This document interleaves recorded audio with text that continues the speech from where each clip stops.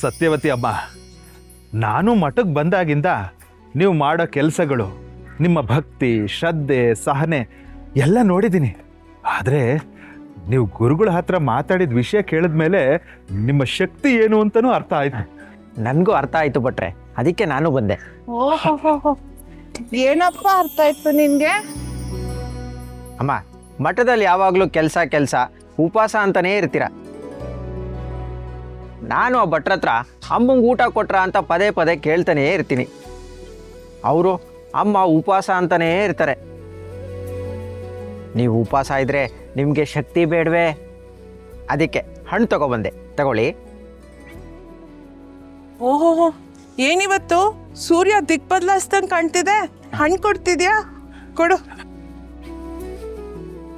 ನೀವು ತಗೊಳ್ಳಿ ಭಟ್ರೆ. ಓಹ್, ನಿನ್ನಲ್ಲಿ ಏನೋ ಬದಲಾವಣೆ ಕಾಣ್ತಿದ್ಯಲ್ಲ. ನಾನೀಗ ಬದಲಾದ ಭೋಗೇಂದ್ರ ಅಮ್ಮ. ಗುರುಗಳ ಮುಂದೆ ನಿಮ್ಮ ಮಾತು, ಗುರುಗಳ ಬುದ್ಧಿವಾದ ಎಲ್ಲ ನನ್ನನ್ನು ಬದಲಾಯಿಸ್ಬಿಡ್ತು. ನನಗೆ ಇಂಥ ಒಳ್ಳೆ ವಿಚಾರಗಳನ್ನ ನಮ್ಮಪ್ಪ ಹೇಳೇ ಕೊಟ್ಟಿಲ್ಲ. ಒಂದೊಂದಾಗಿ ನಿಮ್ಮಂಥವ್ರನ್ನ ನೋಡಿ ಕಲ್ತ್ಕೋತಾ ಇದ್ದೀನಿ. ಭೋಗೇಂದ್ರ, ನೀನು ಒಳ್ಳೆಯವನಾಗ್ತಾ ಇದೀಯ ಅಂತಂದ್ರೆ ಅದಕ್ಕಿಂತ ಸಂತೋಷವಾದ ವಿಷಯ ಬೇರೆ ಇನ್ನೇನಿದೆಯಪ್ಪ. ಧನ್ಯವಾದಗಳು ಭಟ್ರೆ. ಅಮ್ಮ, ನೀವು ತಪ್ಪು ತಿಳ್ಕೊಳ್ಳಿಲ್ಲ ಅಂದರೆ ಒಂದು ಮಾತು ಕೇಳಲೆ? ಕೇಳು ಮಗು. ಈಗ ನೀವು ಮಾಡ್ತಾ ಇರೋ ಕೆಲಸ ಯಾವುದು ಕಡಿಮೆ ಇಲ್ಲ. ಆದರೆ ಮಠದಲ್ಲಿ ಈ ಕೆಲಸ ಮಾಡೋದಕ್ಕೆ ತುಂಬ ಜನ ಇದ್ದಾರೆ. ಆದರೆ ಮಠಕ್ಕೆ ಒಳ್ಳೆ ಮೇಲ್ವಿಚಾರಕರಿಲ್ಲ. ನೀವು ಈ ಮಠಕ್ಕೆ ಪಾರು ಪತ್ತೇದಾರರಾದರೆ ಮಠದ ಕೆಲಸಗಳು ಸುಸೂತ್ರವಾಗಿ ನಡೆಯುತ್ತೆ. ನಾನು ನಿಮ್ಮ ಶಿಷ್ಯನಾಗೇ ಇದ್ಬಿಡ್ತೀನಿ.